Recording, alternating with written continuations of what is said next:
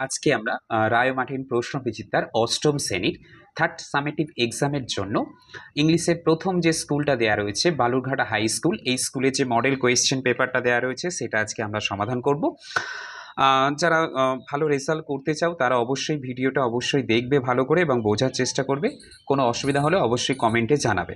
আমরা এই প্যাসেজটা দেখতে পাচ্ছি, এটা দেওয়া রয়েছে the man who had planted trees, যে আমাদের গল্পটা রয়েছে সেই গল্প থেকে তুলে দেওয়া রয়েছে। তা যাক, এখানে আমাদের প্রথমে যেটা করতে বলেছে, write whether the following statements are true and false. Write T for true and F for false statements. Give supporting statement for each of your answer. ঠিক আছে, মানে ট্রু ফলস করতে বলছে। প্রথম সেন্টেন্সটা যেটা দেওয়া রয়েছে সেটা কি, the shepherd had more than 28 lamb. সেফার্ডের কাছে 28টির বেশি ভেড়া ছিল। তা সত্যি 28টির বেশি ছিল, কারণ 30 ল্যাম্পস অর 30টার মতো ভেড়া ওয়ার রেস্টিং নেয়ার হিম, তার কাছে বিশ্রাম নিচ্ছিল। তাহলে আমরা কি করব, the shepherd had more than 28 lambs, তাহলে এটা আমরা দেব ট্রু। নেক্সট যে কোয়েশ্চেনটা দিয়েছে টু ফলসে, the shepherd was a benevolent person.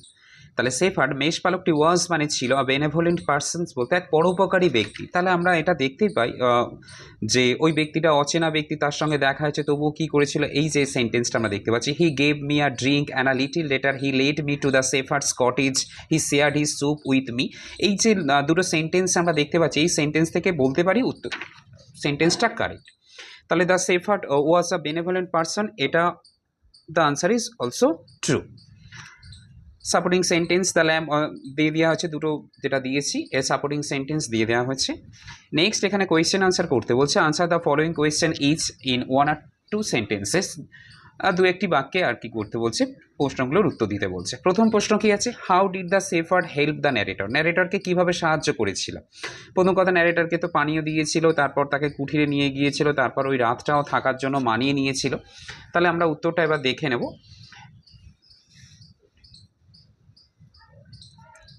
How did the shepherd help the narrator, আমরা লিখবো দ্য সেফার্ড, এই কোয়েশ্চেনে যেটা সাবজেক্ট হচ্ছে সেফার্ড, তাহলে প্রথমে সেফার্ড বসিয়ে দেবো। ডিড যেহেতু আছে, ভার্বটাকে পাস্টে লিখতে হবে আমাদের। The shepherd help the narrator by giving him a drink, sharing his soup and offering him shelter for the night, এবং রাত্রি থাকার জন্য তাকে আশ্রয় অফার করেছিল। নেক্সট কোয়েশ্চেন যেটা আছে, why did the narrator agree to stay at the shepherd's cottage for the night. কেন ন্যারেটর ওই রাত্রিটি সেফার্ডের কুঠিরে মানে মেষপালকের কুঠিরে থাকার জন্য রাজি হয়ে গিয়েছিল, তা সেটা আমরা দেখতে পাচ্ছি। উত্তরটাকে এইভাবে আমরা লিখবো, the narrator agree to stay at the shepherd's cottage for the night. মানে প্রথমে কোয়েশ্চেনটাকে আমরা সাজিয়ে লিখে নিচ্ছি, প্রথমে সাবজেক্ট ন্যারেটর বসাচ্ছি, তারপর এগ্রিটা এগ্রিড হয়ে যাচ্ছে কারণ ডিড রয়েছে। The narrator agree to stay at the shepherd's cottage for the night আমি বসিয়ে নিলাম বিকজ। হোয়াই দিয়ে কোয়েশ্চেন হলে ম্যাক্সিমাম সময় আমাদের বিকজ লিখে উত্তরটা করতে হয়। তাহলে because the nearest village was more than a day and half away, কারণ ছিল নিকটতম গ্রামটা ছিল প্রায় 1.5 দিনের এখনও হাঁটা পথ আর কি, বা 1.5 দিনের দূরে ছিল, সেই জন্য থাকতে রাজি হয়েছিল। নেক্সট কোয়েশ্চেন যেটা আছে, what was the livelihood of people living in the villages on the hills there. তাহলে ওই পাহাড়ের গ্রামেতে বসবাসকারী, পাহাড়ের পাদদেশে আর কি গ্রামেতে বসবাসকারী লোকেদের জীবিকা কী ছিল, মানে তারা কিভাবে জীবিকা উপার্জন করতো আর কি। এই প্রশ্নের উত্তর আমরা কিভাবে লিখব, the livelihood of the people, কোয়েশ্চেনটাকে আমরা সাজিয়ে লিখছি, the livelihood of the people living in the villages on the hills was making charcoal and they were wood cutters. তাদের পেশাটাই ছিল কাঠকয়লা তৈরি করা এবং তারা ছিল কাঠকাঠুরে। এখন আমরা 2 দাগের প্রশ্নের সমাধান করব। Read the poem and answer the following question. যে পোয়েমটা দেওয়া রয়েছে আমরা যারা পড়েছি তারা আমরা অবশ্যই জানি, সামার ফ্রেন্ডস নামক কবিতা থেকে এটা তুলে দেওয়া হয়েছে, যেটা লিখেছে আর কি মেরি ল্যাম্ব। তা এখানে 2 দাগের এ যেটা বলেছে, কি বলেছে, write T for true and F for false statements in the given boxes, provide supporting sentence phrases words in support of your answer. মানে সাপোর্টিং সেন্টেন্স আমাদের লিখতে বলছে। প্রথম কোয়েশ্চেন যেটা রয়েছে, sparrow remains with man in adverse weather. তাহলে sparrow কী করে, মানুষের সঙ্গে থেকে যায় প্রতিকূল পরিস্থিতির মধ্যে, প্রতিকূল আবহাওয়ার মধ্যে এটা থেকে যায়। তা আমরা যারা কবিতা পড়েছি তারা অবশ্যই জানি এটা একেবারে ঠিক। সেই জন্য আমরা এটা কি দেব, স্প্যারো রিমেন্স, এটা আমরা দেব ট্রু। সাপোর্টিং সেন্টেন্স যেটা হবে সেটা কি করব, close to man will cling the sparrow.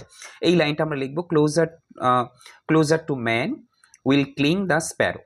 Next sentence যেটা আছে, old friends sometimes are unwilling to stand by us. তাহলে ওল্ড ফ্রেন্ডস পুরানো বন্ধুরা সামটাইমস কখনো কখনো আর আনউইলিং অনিচ্ছুক থাকে টু স্ট্যান্ড বাই আস আমাদের পাশে থাকতে। তাহলে এই সেন্টেন্সটা আমার মতে এটা ভুল, কারণ কবিতায় যেটা দেয়া রয়েছে আর কি, ওল্ড ফ্রেন্ড সামটাইমস, এটা কি হবে, এটা ফলস হবে। তার কারণ হচ্ছে আমরা যে সাপোর্টিং সেন্টেন্সটা এখানে দেখতে পাচ্ছি, old friends although in life we are crossed their hearts to us will never narrow, এটা হচ্ছে আমরা সাপোর্টিং সেন্টেন্স হিসাবে আমরা এটা দেব। ওকে, নেক্সট এখানে কিছু কোয়েশ্চেন দিয়েছে, বিয়ের দাগের কি দিয়েছে, answer the following question briefly, সংক্ষিপ্তভাবে নিম্নলিখিত প্রশ্নগুলির উত্তর দিতে বলছে। What is the name of the poem and who is the poet. তা আমরা জানি কবিকে, তাহলে আমরা এইভাবে লিখব, the name of the poem is Summer Friends, and কবি নামটা লিখব যেভাবে, the name of the poet is Mary Lamb. ঠিক আছে, এইভাবে আমরা দুটো পার্ট আছে, দুটো পার্ট এইভাবে লিখব। নেক্সট কোয়েশ্চেন আছে, explain what type of friends are spoken of by the example of a sparrow in the poem. তাহলে এই কবিতার আমরা এই যে সেন্টেন্সটা দিয়েছে, এই কোয়েশ্চেনটা দিয়েছে, এর উত্তরটা আমরা এইভাবে লিখব, the poem speaks of faithful and loyal friends who stay with us in sorrow and happiness just like the sparrow that stays close even in the frost and hardship. এই আমরা উত্তরটা লিখব। নেক্সট সি এর দাগে দিয়েছে, give the opposite meanings of the following words. Give মানে দাও, the opposite meanings মানে কি, বিপরীত শব্দ বা বিপরীত অর্থ, অফ দ্য ফলোয়িং ওয়ার্ডস মানে নিম্নলিখিত শব্দগুলোর। এখানে দিয়েছে ন্যারো অ্যান্ড লাভ। তা আমরা জানি ন্যারো মানে আমরা জানি সংকীর্ণ, তার আমরা অপোজিট ওয়ার্ড লিখব ওয়াইড, প্রশস্ত বা চওড়া। লাভ মানে ভালোবাসা, হেট মানে ঘৃণা করা। এর মতোই বড়। এখানে কি বলেছে, use superlative degree of the adjective and rewrite, মানে এই সেন্টেন্সটাকে সুপারলেটিভ ডিগ্রিতে চেঞ্জ করতে বলছে। সুপারলেটিভ ডিগ্রিতে চেঞ্জ করতে গেলে আমরা কি লিখব, Kolkata is one of the biggest India's cities. Kolkata হলো ভারতের বড় বড় শহরগুলির মধ্যে একটি। নেক্সট কি বলেছে, আই ব্যাকেটে রিড দিয়েছে দ্য বুক ফর 2 আওয়ার্স। আমি নিশ্চয়ই বইটি 2 ঘন্টা, এখানে বলেছে একটা সময়ের উল্লেখ করেছে, 2 ঘন্টা ধরে পড়ছে। এখানে কি করতে বলেছে, fill in the blanks using proper form of the verbs. তা সেন্টেন্সটাকে আমাদের লিখতে হবে প্রেজেন্ট পারফেক্ট কন্টিনিউয়াস টেন্সে, কারণ আমরা জানি কোনো কাজ অনেকক্ষণ আগে শুরু হয়েছে কিন্তু এখনও চলছে, যদি এরূপ বোঝায় তখন সেই সেন্টেন্সটিকে আমাদের কি করতে হয়, প্রেজেন্ট পারফেক্ট কন্টিনিউয়াস টেন্সে লিখতে হয়।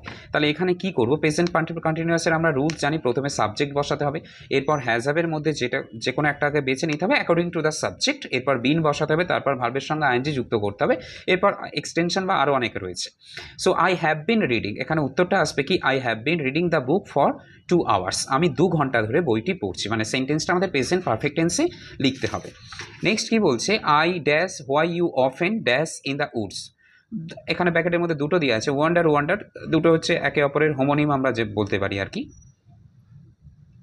তা এখানে কি বলছে, use the word in right place, এই দুটোকে আমাদের কি করতে হবে, সঠিক জায়গায় বসাতে হবে। প্রথমে কি করব, যেটা আমরা লিখব, আই ওয়ান্ডার, আমি আশ্চর্য হয়ে ভাবি, why you often wonder in the woods. এখানে এই ওয়ান্ডার মানে আশ্চর্য হয়ে ভাবা, এই ওয়ান্ডার মানে হচ্ছে কি ঘুরে বেড়ানো। তাহলে আই ওয়ান্ডার, আমি আশ্চর্য হয়ে ভাবি, হোয়াই ইউ অফেন ওয়ান্ডার, কেন তুমি প্রায় ঘুরে বেড়াও, ইন দ্য উডস, জঙ্গলেতে। নেক্সট কোয়েশ্চেন বলছে, we dash not hate the poor, use the most appropriate modal verbs in the blanks.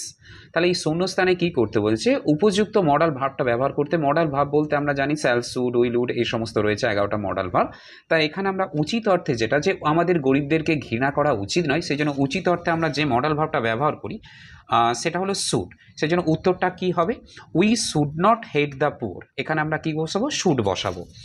Next কি বলছে, ইট ইজ ড্যাশ, তার ব্যাকেটের মধ্যে পসিবল দেওয়া রয়েছে, for him to lift the box, মানে এটার বাক্সটা তোলা তার ক্ষেত্রে এখানে সম্ভব রয়েছে, নিশ্চয়ই অসম্ভবের কথা বলছে।